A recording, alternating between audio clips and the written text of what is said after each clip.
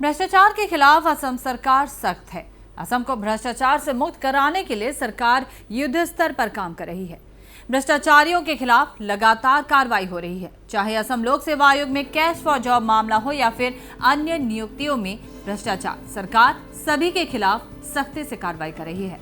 असम में अब राकेश पाल को जन्म नहीं लेने दिया जाएगा। असम सरकार ऐसी व्यवस्था कर रही है। इसकी जानकारी मुख्यमंत्री डॉक्टर हेमंत विश्व शर्मा ने अपने फेसबुक लाइव के जरिए राज्यवासियों को दी है। उन्होंने पूर्व की कांग्रेस की सरकार पर भी इस दौरान निशाना साधते हुए कहा कि अब राज्य में कोई राकेश पाल जन्म नहीं ले पाएगा। স্বচ্ছতাক লৈ আমি গোটেই ব্যৱস্থাটো এটা নতুন দিগন্তলৈ লৈ গলো।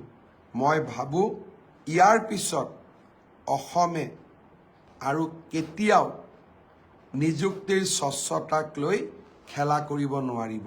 অসমত আৰু কোনো ৰাকেশ পালৰ জন্ম নহব।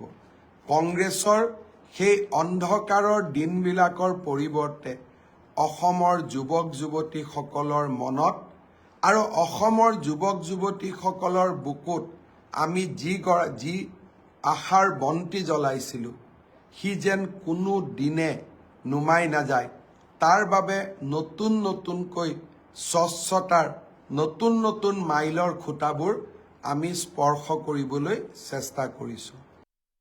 স্বচ্ছতাক লৈ আমি গোটেই ব্যৱস্থাটো